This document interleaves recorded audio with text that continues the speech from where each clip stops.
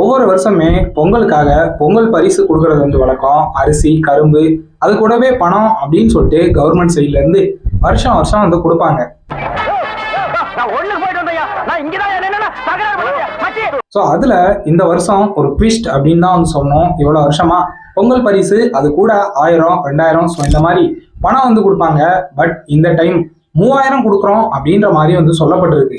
So இதுக்கான காரணம் வந்து என்ன அப்படின்னா, ஆப்வியஸா எலெக்ஷன் வந்து வரப்போகுது. ஸோ அந்த காரணத்தினால இந்த டைம்ல 3000 கொடுக்குறோம் அப்படின்ற பட்சத்துல கண்ணை மூடிட்டு மக்கள் எல்லாருமே இந்த ஒரு பணத்தை வாங்கிட்டு பொங்கலை வந்து செலிப்ரேட் பண்ணுவாங்க. ஸோ அதுக்கப்புறம் நமக்கு நன்றி விசுவாசத்தை காட்டணும் அப்படின்றதுக்காக இவங்க மக்களுக்கு வந்து செஞ்சிருக்காங்க அப்படின்னு ரீசனை சொல்லி நமக்கு வந்து ஓட்டு போடுவாங்க அப்படின்ற காரணத்துக்காக 3000 வந்து கொடுக்கப்படும் அப்படின்ற மாதிரி வந்து சொல்லப்பட்டிருக்கு. கிட்டத்தட்ட 5 வருஷமா டிஎம்கே ஆட்சி வந்ததுக்கு அப்புறம் ஃபர்ஸ்ட் வருஷம் அவங்க வந்து கொடுக்கல, அடுத்த வருஷம் 1000 கொடுத்தாங்க, அதுக்கு அடுத்து 1000 கொடுத்தாங்க, அதுக்கு அடுத்த வருஷம் சுத்தமா வந்து கொடுக்கல, இப்போ 3000 அப்படின்னா இதுக்கான காரணம் ஆப்வியஸா எலெக்ஷன் வந்து வரப்போகுது.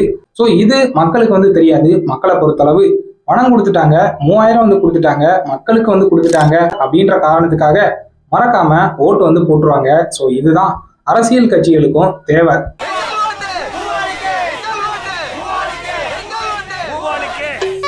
ஸோ இதை பத்தி நீங்க என்ன நினைக்கிறீங்க அப்படின்னு சொல்லிட்டு உங்களோட ஒப்பீனியனை மறக்காம கமெண்ட்ஸ்ல வந்து போடுங்க.